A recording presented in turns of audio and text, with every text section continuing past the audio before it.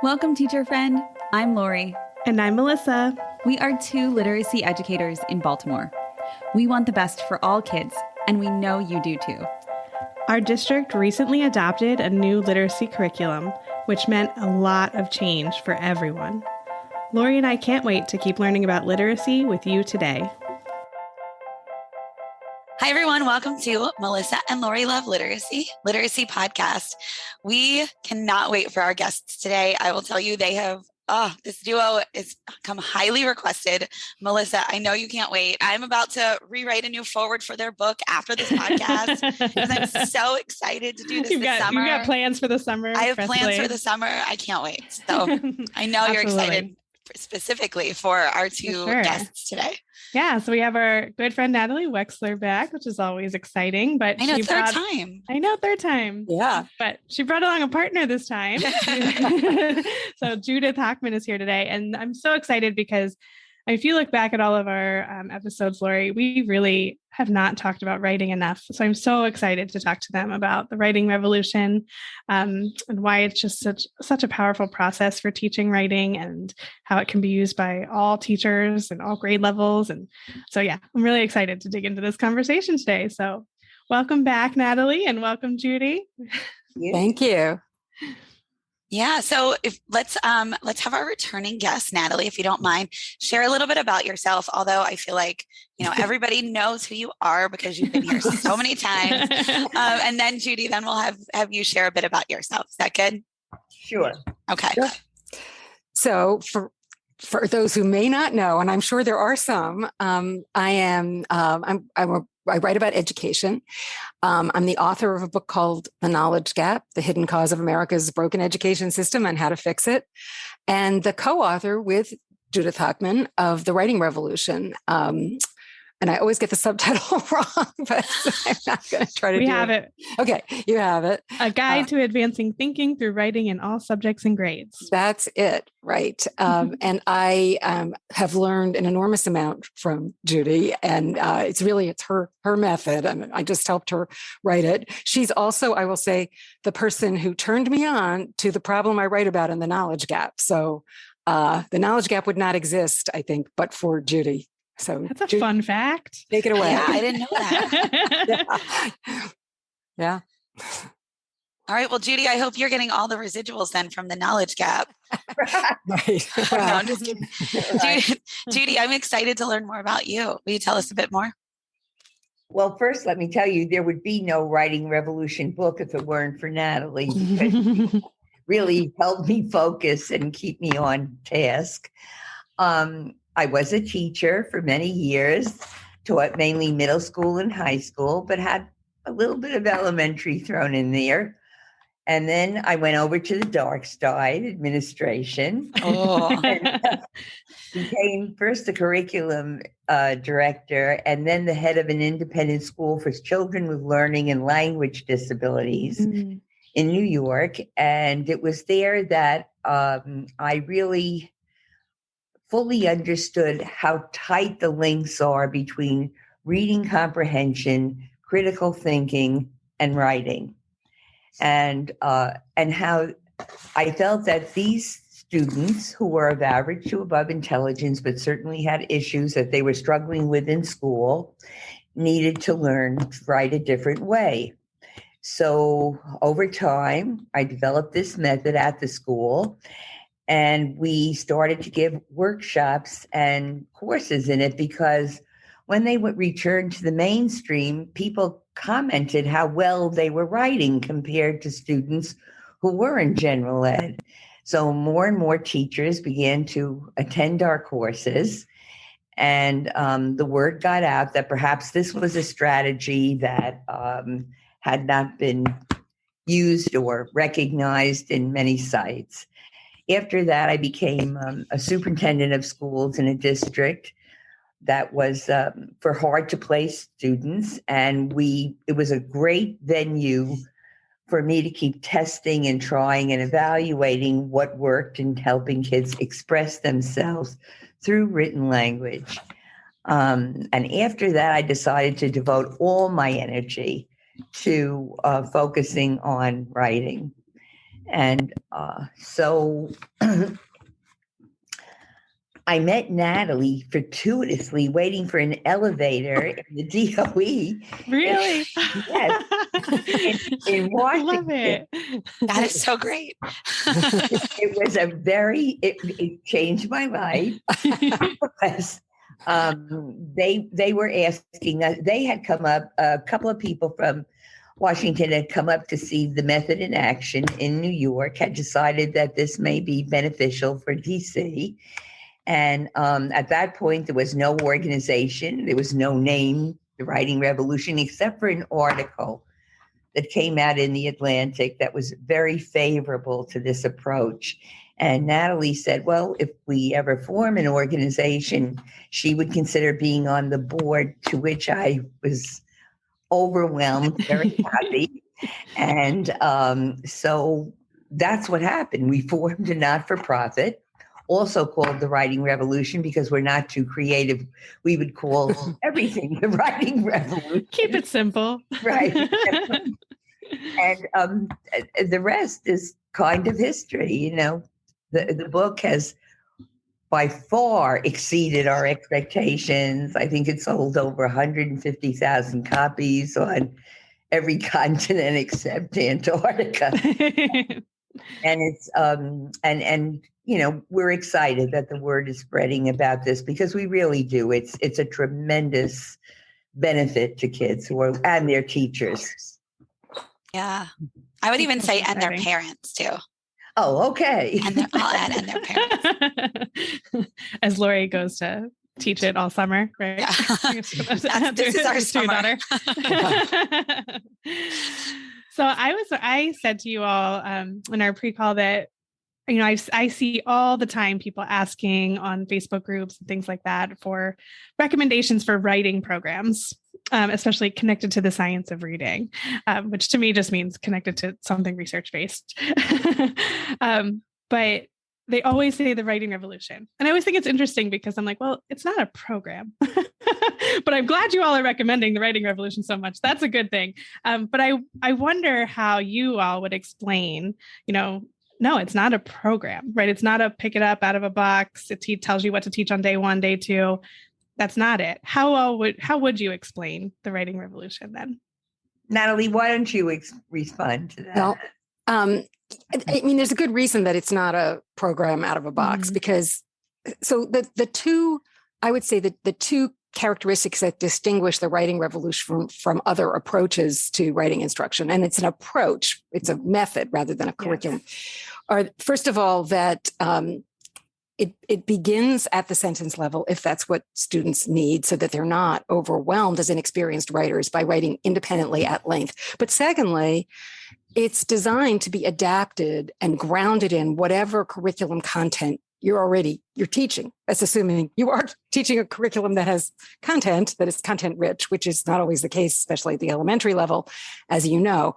But and so it really it requires a little bit of work in that it has to be adapted. It is not something that comes with its own set of topics and reading passages, et cetera. And there are reasons for that. And the other thing is that, it's not that just when kids get to high school, they magically become better writers, right? So it has to be adapted to the abilities and the needs of whatever particular students are in front of you. So that's another reason why it can't just be out of a box and, this is 8th grade, so this is what we're going to focus on.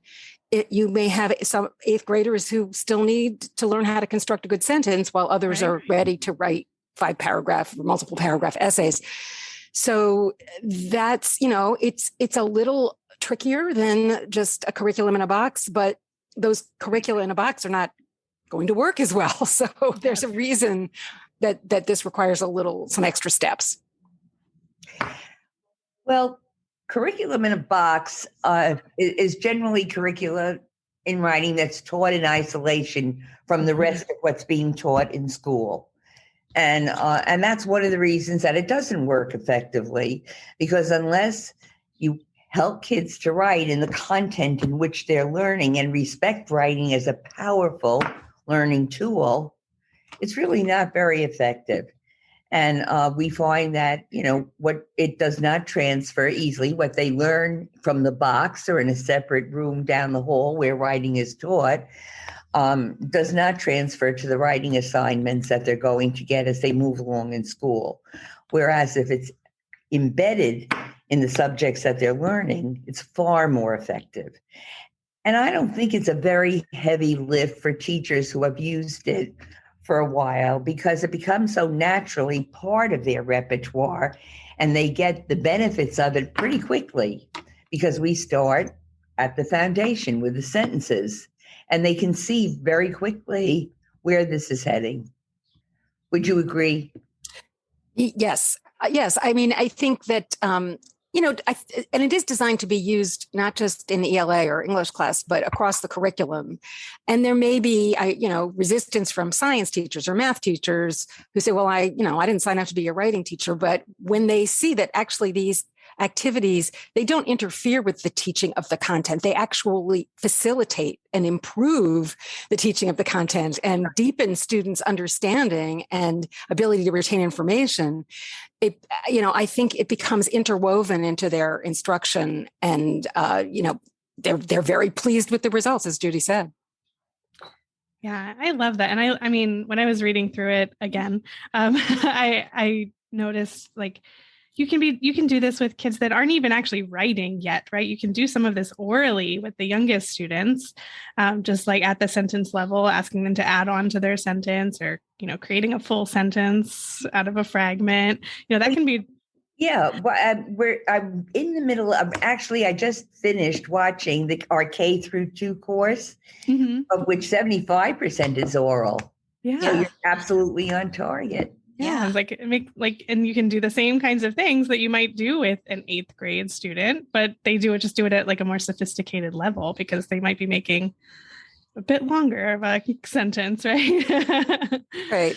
I mean, it's also, by the same token, some people feel, well, sentence level work is inappropriate for high school because they should be doing, Right. longer writing. But a sentence, as Judy says, the rigor of these activities varies with the content. Mm-hmm. So writing a sentence about, the causes of the Civil War is going to be more cognitively challenging than writing a sentence about, what happened in, I don't know, brown bear, what did you see, or something?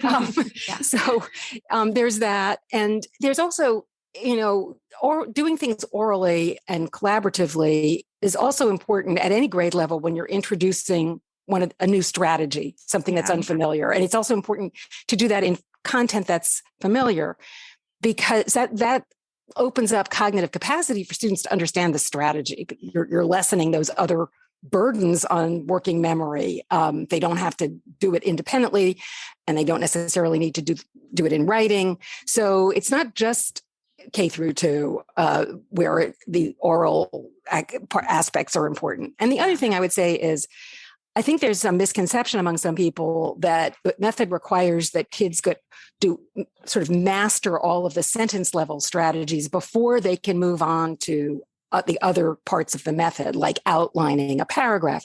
And that's not true. Kindergartners can outline a paragraph orally and collaboratively. You don't have to wait. These things can proceed simultaneously. The thing that has to wait a bit is asking students to write independently at length. If they are not yet able to construct good sentences, that's just going to be too overwhelming, and they're probably not going to write anything particularly coherent, and they're also probably not going to have the cognitive capacity available to get the knowledge building benefits from writing. Yeah. And not very motivated to write when they're in that place. Absolutely. Yeah. The writing revolution, the strategies in the writing revolution are focused heavily on expository writing that explains or informs. Mm-hmm. It's not about journal writing or poetry or what is commonly called creative writing. Not that we're against this, but first of all, we feel you write much better creatively if you know something about writing. And the second thing is that, as we said earlier, writing as a tool for building knowledge is so powerful that to neglect that, even in the earliest grades, is a big mistake, we feel. Well, we agree, Judy. That's why you're here. For sure. Yeah. I'm wondering if we can talk a little bit about the specific strategies, the process of teaching writing. I don't know who would like to go first on that one. Judy, why don't you go ahead? Well, yeah, okay. The famous one, the one that everybody seems to know about, is because button. So a real crowd favorite. It is. It's so easy. You took that and you made it so easy for us. But it's so powerful. So powerful. Well, rather than say, why do we still remember Lincoln? Rather than ask an open question like that, if you ask students to repeat sentences like, we remember Lincoln because, we remember Lincoln, but, we remember Lincoln. So you're asking kids to analyze the information on a far deeper level than they ordinarily would. By the same token, when you ask kids to explain or expand sentences using question words, who, what, when, where, why, and how, you're asking them to give more information to that invisible reader who they often forget about when they're writing. And these two, along with other strategies, help students in their revision.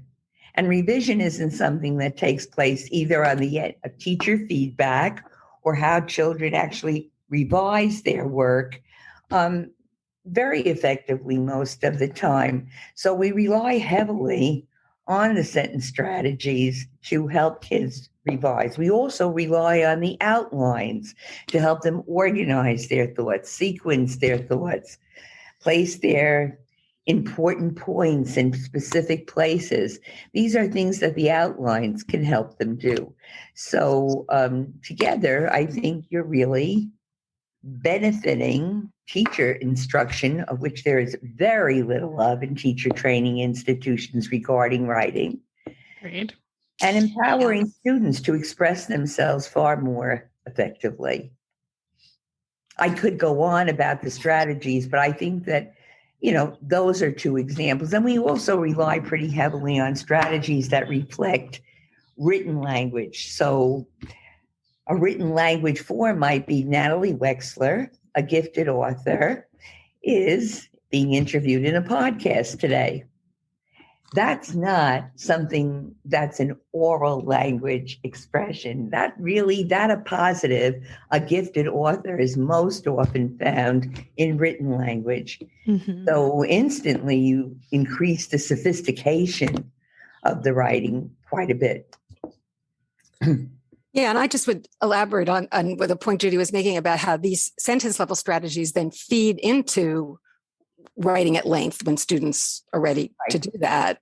So teachers might say, can you vary your sentence structure? But students may not know how to do that. If they've been taught to use something like what Judy was saying very flatteringly to me, that a gifted author, that's called an appositive. So that creates a kind of shorthand once students know what an appositive is and how to construct a sentence with one, instead of just saying vary your sentence structure and getting perhaps a blank look. Teacher could say, how about making this first sentence into an appositive, inserting an appositive into that sentence, and that enriches the sentence, but also at the same time. So these sentence level strategies, and also there are things like transition words. How do you use words like consequently or as a result? And those are, again, things that words and phrases kids are unlikely to just pick up from conversation. They need to be explicitly taught.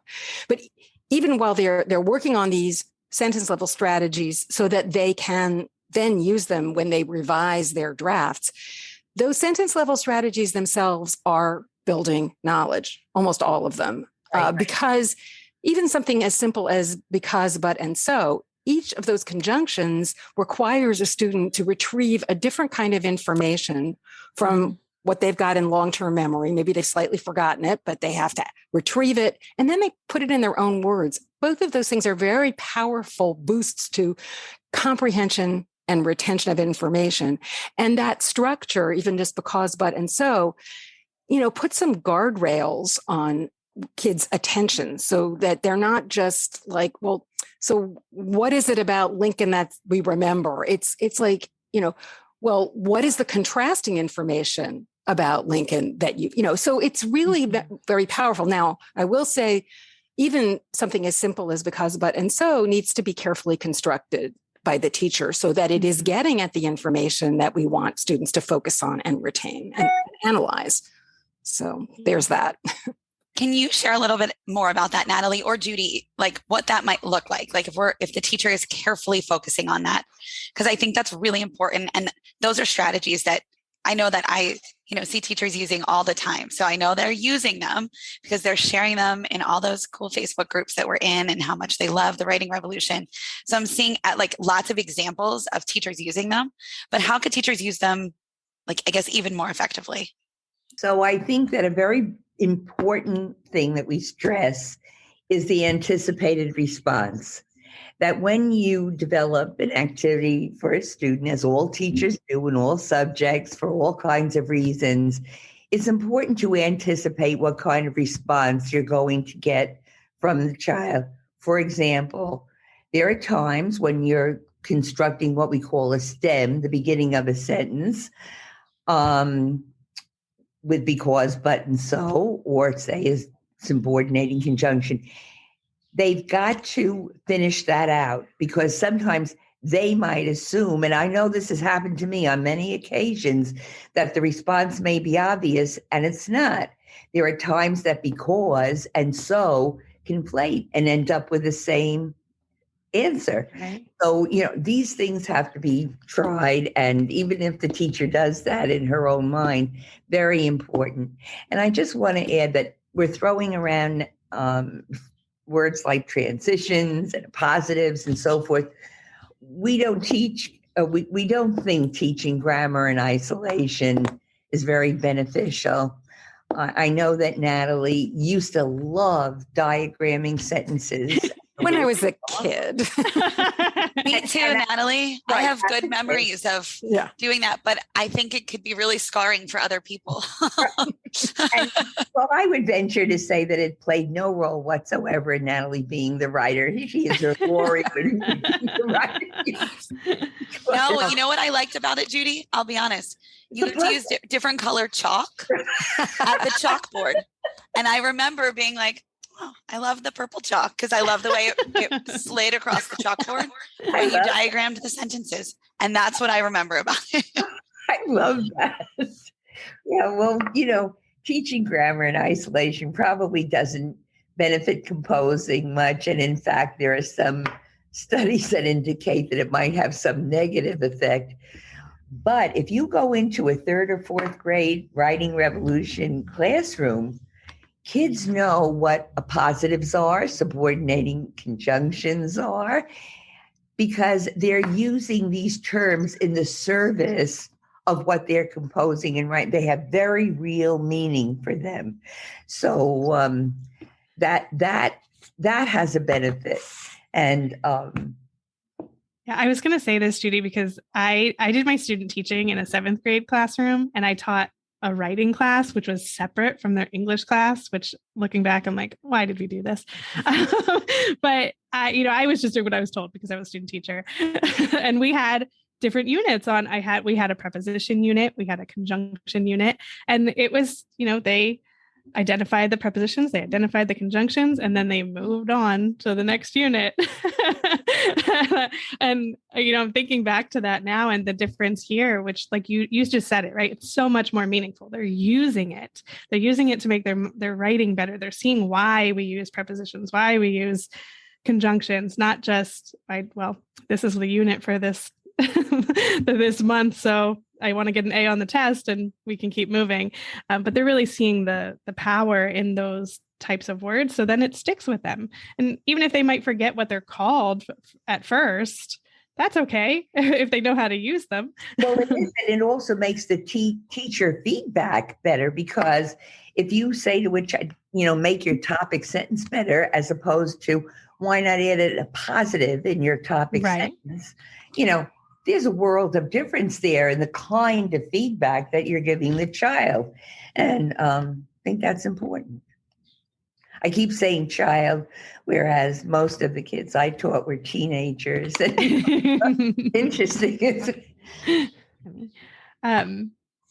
I'm wondering, I don't know if we want to go here yet, but I really want to make sure we hit it. So I'm going to go there and then we can come back if we need to. But one of the things I really, really love about the writing revolution and thinking about Scarborough's reading rope is I always think of the language comprehension side, and there's the one part of that rope that's called syntax, right? It's like, how do you help students break down longer sentences, complicated sentences? And I always come back to when I think of teaching them writing so explicitly like this and teaching them how to create their own longer sentences and more complex sentences, like that has to help the reading part of it, right?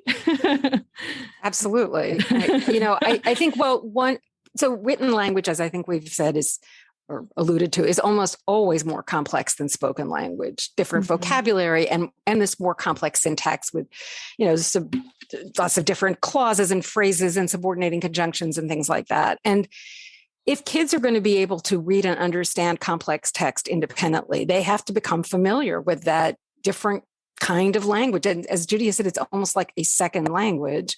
And one way to do that is through reading aloud complex text to kids so that they can hear it. And that helps. But even more powerful is teaching them how to use those words and that kind of syntax themselves, how to construct sentences that are complex. Once you know how to do that, you're in a much better position to understand that kind of syntax when you encounter it in your reading. And we've definitely, certainly anecdotally seen that, heard that from teachers and students. It makes sense. Yeah, I mean, yes, I remember, the light bulb that went off for me some time ago when I read, I believe it was Cheryl Scott's work, saying that when you teach kids to write complex sentences, they're far better able to comprehend them when they encounter them in text. And that made so much sense to me. And we certainly tried it and saw it. And having them use, subordinating conjunctions and constructing independent clauses on their own bore that out in every classroom that I've been in. And one other thing I would mention is, and Judy can probably elaborate more on this, it also carries over into students' oral language, the way they speak in class and outside of class probably as well. But, it's sort of a two-way street. I think talking about a topic, brainstorming before you start writing is very helpful. But then once you've written about it, and once you've learned to use this kind of more complex syntax, that can carry over into your speech. Yeah, I love this idea of like reciprocity. It's so important. And thank you for naming that. One of the things that you just mentioned, Natalie, made me think about like the topics that students are writing about. And I know that we've talked a bit today about background knowledge and the importance of students having knowledge on what they're writing. But in our pre-call, I think, Natalie, you had mentioned this and I wrote it down, and I just wanted to bring it up as like a real clear, concrete example that writing skills are not necessarily transferable. So learning how to write an argument of an essay about chocolate milk in the cafeteria doesn't necessarily transfer to like a collegiate style essay about a specific topic-based argument. So is there any way that you might be able to elaborate on that? Because I know there are a lot of people listening who are in that scenario where their current, curricula have kids writing about chocolate milk or something of the sort, and they might not be getting the results that they want to get from their kids or from their students, even though they might be trying to use some of these practices. So would you be able to speak to that a little bit?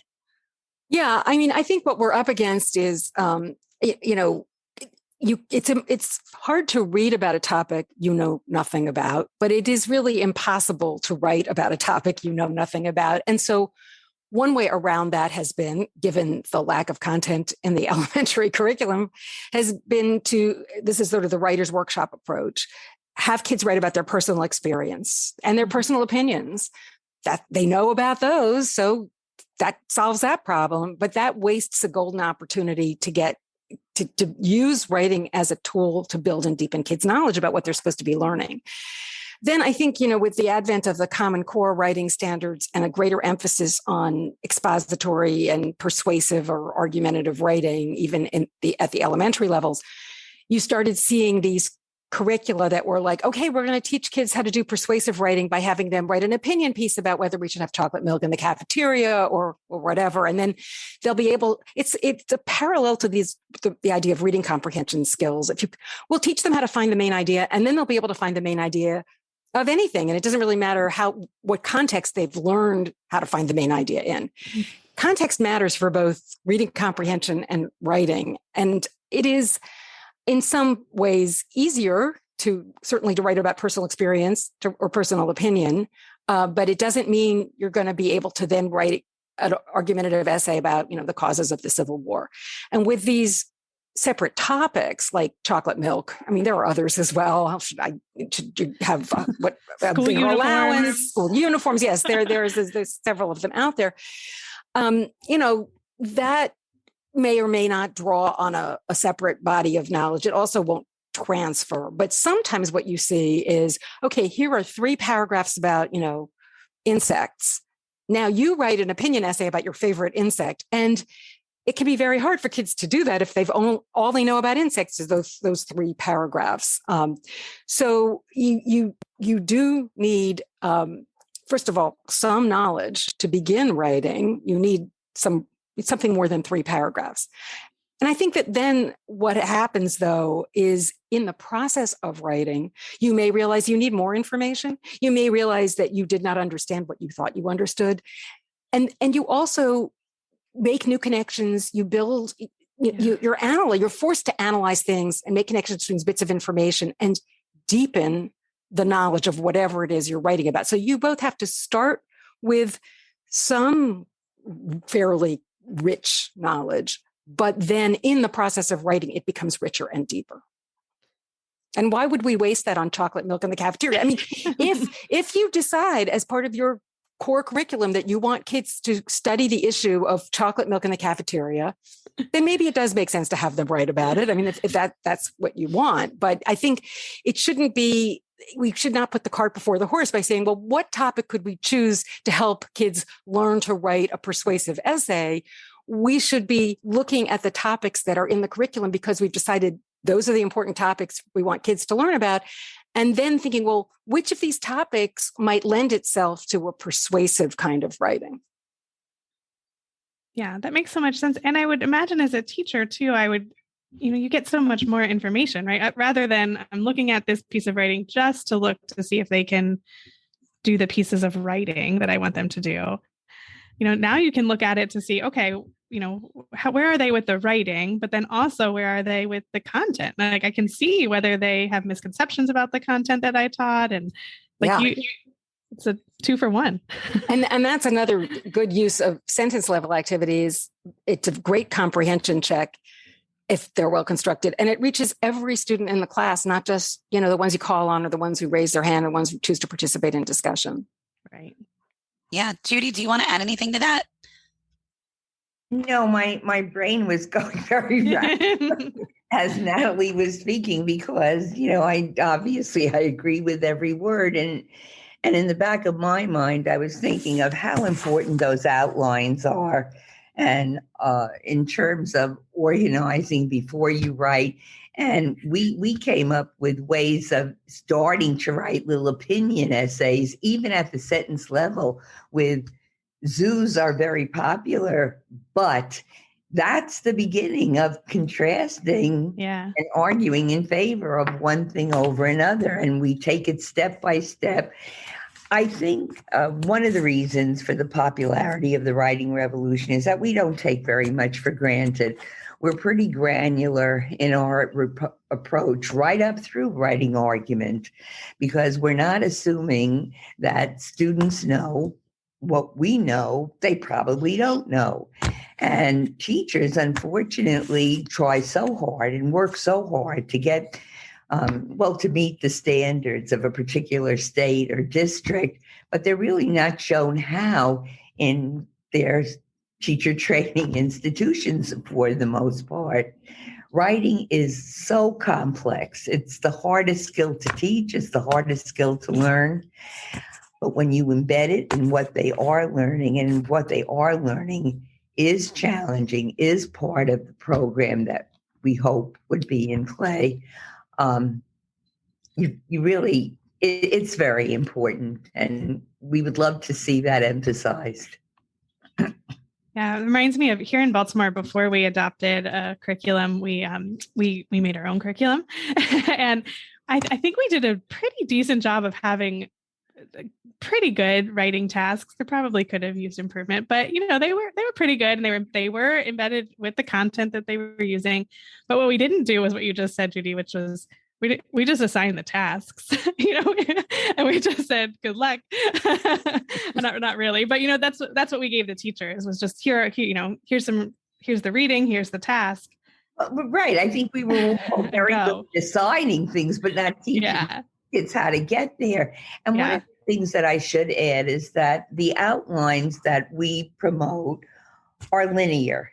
They're very simple, linear outlines. Kids don't need a pre-printed template for them, right, although we will supply them, but they're simple, and they can really cut across so many of the errors that you commonly see in longer pieces of writing when they're taught and used effectively, which is not that hard to do.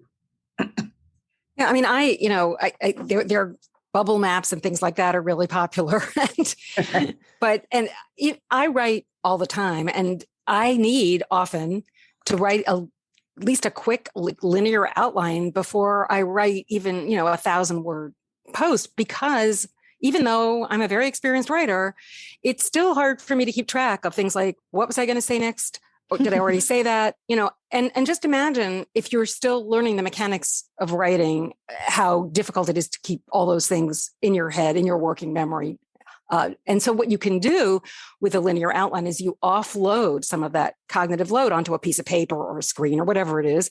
And then you have more capacity to think about how you want to say something, and, to craft your words, because you're not thinking, wait a minute, what was I going to say here?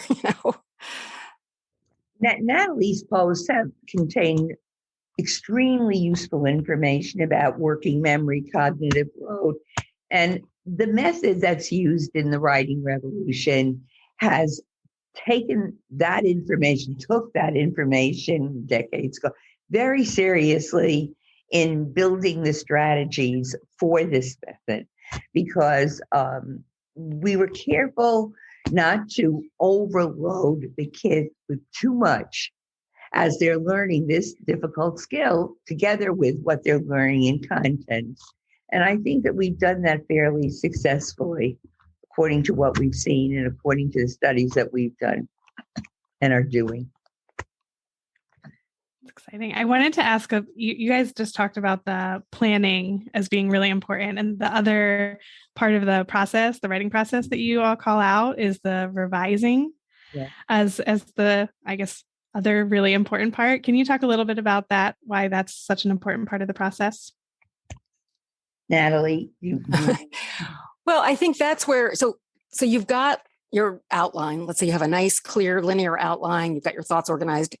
And then it's a fairly mechanical exercise to just translate that into a draft. But at that point, the draft may be pretty wooden, right? It may not flow. The sentence structure may be, just very simple, repetitive. There may not be words that connect the thoughts or signal a change of direction. That's where revision comes in. And that's where those sentence level skills, those strategies that you've learned, hopefully, about how to vary your sentence structure, connect your thoughts. That's where you make the writing flow. Now, eventually, if you have written for many years, you may not have those two stages, the draft, and then it's going to become more sort of recursive and mixed up. But when you're still learning this stuff, it's very helpful to, okay, now I have this draft. How do I make it sing? How do I make it something people might want to actually read? And that's where revision comes in. And Judy, one of the things that she taught me was the distinction between revising and editing, which I think a lot of people may not understand, or they might use those terms interchangeably. But the editing is more of the mechanical stuff, the punctuation, and things like, I mean, not in the world of journalism, but in the world of the classroom. It's revising is where you're really playing with the ideas a bit, but making them flow. And you probably want to do that before you bother with the editing. And when you're doing the revising, we give the kids a very simple paragraph with no spelling or any grammatical errors. Everything is capitalized that it should be. And so we take the editing piece off the table. Yeah, because that's where they always want to go first. Right. Well, because that's where we all want to go That's first. true. Because it's easier. That's where we're most comfortable. But when you read the kids along step by step and say, start your topic sentence with a subordinating conjunction, use a transition to begin your third sentence, end your paragraph with a command. And this is a very simple, try not to use good in every sentence or fun in every sentence, whatever they can spell and love to use. It's a wonderful opportunity for them to see how first, it's a wonderful opportunity to give the teachers a way to provide feedback that's much more meaningful. And for the students to see that it doesn't take a whole lot to make their writing look a lot better than it did. And so, as Natalie said, we rely a lot on the sentence activities for, beginning to teach revising. And later we rely a lot on the organization of the outline to improve what we're doing substantively. So the two work together quite closely. I love that. I love that you build up from sentence level up, but then also, this can build every year in school and get, more and more rich as the content becomes more complex and they can write more complex sentences. It can just keep building on itself throughout their whole time in school. Yes. Ideally, they start this at in the elementary grades, Right. But I will say that it is one of the few things that can work at the high school level to, turn things around. And there aren't many things that work at that point. If you've got kids who, through no fault of their own, have a lot of gaps in their knowledge of the world, the kind of knowledge that's assumed in their textbooks. But that's what this Atlantic article back in 2012 was about. Was a high school on Staten Island that was so low performing it was in danger of being closed, and really turned itself around largely by adopting a method that was then called the Hochman method, because it didn't have the writing revolution name yet, but it's essentially the same method. Yeah, I totally have that pulled up, and we'll link it in our notes here. I was like, oh, 2012. Yeah, it's been a decade of the writing revolution without formally titling it that, right? It is amazing. And that is how I came across Judy Hochman. Was I read that article in the Writing Revolution. At the time, I was just a neophyte, just a baby in the woods in the education world. And I had decided I wanted to know, what's the problem with high school? And I volunteered to tutor some students in writing at a high poverty high school. And I discovered two things. One is they weren't learning how to write. Nobody was even asking them to do any writing assignments. And when I gave them things to read so that they could write about them, I realized that they didn't understand the things I was giving them to read, even though I thought they were fairly straightforward because there were so many gaps in their vocabulary, their knowledge of the world. So when I read this article in the Atlantic, I thought, oh my God, this is what the kids I'm working with need, because it both teaches them how to write and it builds their knowledge at the same time. Wouldn't it be great if someday this method could come to DC public schools? But of course, that will never happen. This is, some high school on Staten Island.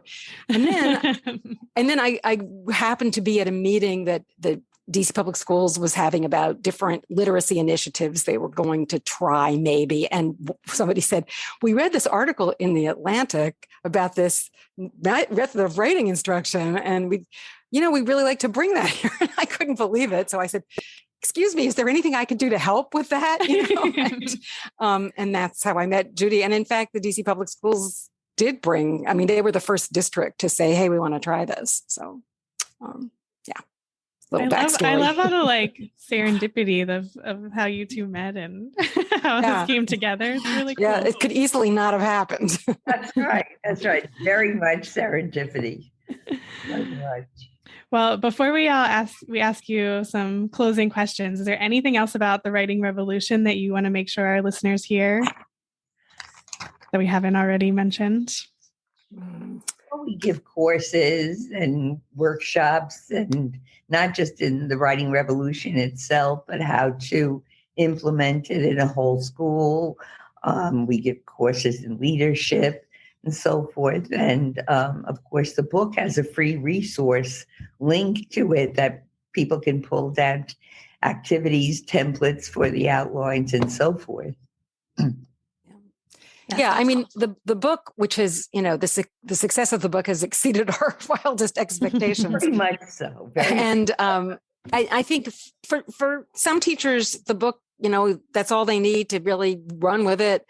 I think for many teachers, this is so different that it may it'd be really helpful to take one of the courses that they're now online, so you can be anywhere. Australia, lots of people are taking these courses, and they do now have some. There's sort of a general introduction, but there's also one, as Judy mentioned, for kindergarten through second grade teachers. There's one specifically focused on STEM. So I would encourage people to take a look at those if they're interested in really trying to implement the method in their classroom. And of course, it helps to do it, if possible, not just as an individual teacher, but school-wide, if possible, district-wide, if possible. So, and I can vouch for those courses. I actually took one, and it is really helpful to. I wasn't in the classroom at the time, but it was still helpful for me to practice, taking what's in the book and then making it for what would I do in my classroom? What would these sentence stems look like? And really thinking through them. So because it does take some work to think through what would make a good one, right? You can throw anything up there, but to make it really good and make it powerful for the students and really get what you want from them, it does take a little bit of thought. And so it was really helpful to get, I got feedback from people about about what I wrote. And so it was good. I can just say they're good courses. That's inspiring, Melissa. Yeah. And I can say, even after having, written the book with Judy, I was working with an adult who was from Latin America, and she wanted to improve her English writing skills. And I thought, I'll just give her some of the activities from the writing revolution. And it was really more difficult than I had anticipated to come up with, what we need something embedded in some kind of content. And then what do I want to how to construct an activity from this content. So it can be a little tricky, but once you get the hang of it, then I think it becomes second nature. Yeah, for sure. As you were all talking, I was thinking about Judy's advice earlier. I think it was Judy, that anticipated response. Yes. Right. Make sure you're anticipating the response that you want, or so that you're getting them as you're in the process of developing, you're thinking about the end goal in mind. So I love that. Right. All right, Melissa, are we ready to bring it home? I think so. Yes. So we usually end with our 5 questions, but I think we're going to combine a few of them today because there's 2 of you. So we'll combine our questions. So we'll start with the first question to both of you of what do you love to read, watch, or listen to? Oh, wow. There are so many possible answers to that. But I'll just talk about what I'm reading right now. I am reading The House of Mirth by Edith Wharton, which I think I may have read before, but I'm going to Lenox, Massachusetts this summer. And I know there's a house there that she lived in. And I thought, well, I want to visit the house. So therefore I should read something by her. And I must say I love to read contemporary stuff too. And I read a lot of nonfiction, but it is wonderful to just plunge into this world of the late 19th century, early 20th century, and just lose myself in it. So that's so cool. Yeah, I join that. Edith Wharton is definitely a favorite of mine. Lately, I've been learning to love William Maxwell all over again. I think his writing is absolutely terrific and a joy to read, and something that I wish I wrote like. Oh, thank you. This next one is going to ask us to dig into our memory banks. So, Natalie, I'm wondering if this could be a memory, since you were not a formal teacher, but if it could be any kind of memory when you've been in a classroom. So we could phrase it like that. But what is a memory that you love as a teacher or as a student? Oh, wow. Judy, you want to go first? Well, certainly as a teacher, there have been countless memories that both embarrassed me, which, thank God you didn't ask me about, but also there is nothing more rewarding than seeing a youngster become empowered by speaking more effectively, or writing more expressively and coherently. And I say that on a personal level because I know at firsthand what it's like to struggle with language disabilities. And so this was particularly moving to me. And I still remember my fourth grade teacher, Miss Rossi, because she was pretty. Well, I mean, I had some wonderful teachers, but I think that the memory that springs to my mind is I have taught highly motivated adults, which I know is not the same thing as teaching K through 12.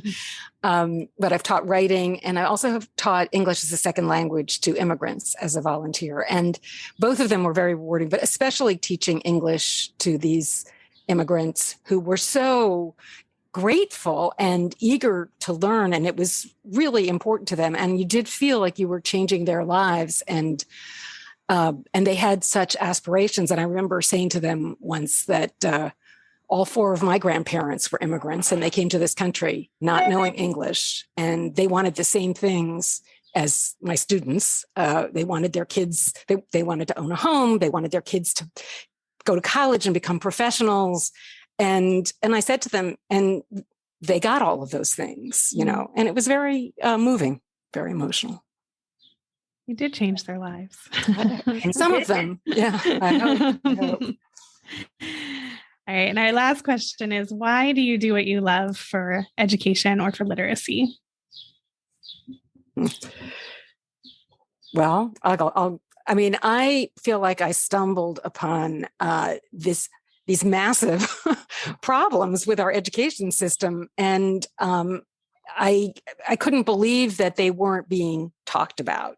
And I just felt like somebody had to do something to get them into the public conversation, both in terms of how we approach reading comprehension and how we approach writing, and really how divorced our ed schools and education system is from what scientists have learned about how learning actually works. And so I have been, I guess, on a mission for the past 10 years or so, since I stumbled upon these issues. And it's really changed my life and been, aside from raising my kids, I guess, the most gratifying thing I've ever done. So, that's what keeps me going. I don't think there's ever been a time in my adult life and where I've taken more seriously the need to help our younger people think more analytically, read more critically, and express themselves more effectively than right now. Because unfortunately, we don't teach a whole lot about civics and geography and the things that I grew up learning that much. And I think that if we can help through writing and through a knowledge-based curriculum, how to help children do it, it would be tremendously important and something that I'm passionate about. At this point, much more so than I was when I was younger. you so much. We're so grateful. I feel like this is just such an honor to talk with both of you. And we're grateful that you give us your time, and Natalie, that you continue to give us your time. And you know what? It's a little chilly here today, but I didn't put on my Wild About Wexler tank top if it was warmer, I would have shown up wearing it for you. I think I would have found it disconcerting to be looking at it the whole time. So, but I really do appreciate your enthusiasm, and I feel just as enthusiastic about you guys. And if you want me to come back for a fourth time, I will jump at the chance. Perfect. We will come up with a good reason Hold you to why. it. I certainly understand now why Natalie is such a great fan of the two of you. Thank you so much for having us. Yeah. Oh, And you all let thank us know you. what we can do for you.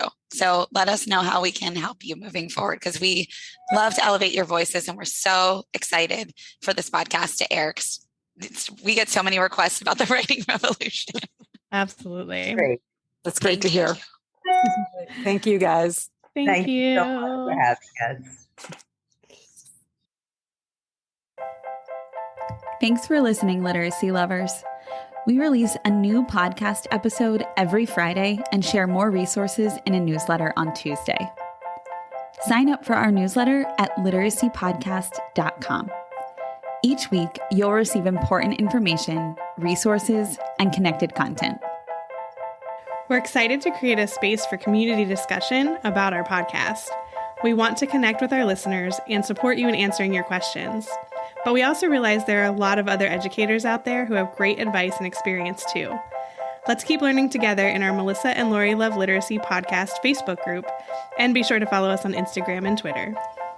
If the content in this episode helped you, share with a fellow educator and teacher friend. Our literacy lover community welcomes educators at every stage of their learning journey. We're so glad you're here to learn with us. The views and opinions expressed by the hosts and guests of the Melissa and Lori Love Literacy podcast in this episode are not necessarily the opinions of Great Minds PBC or its employees.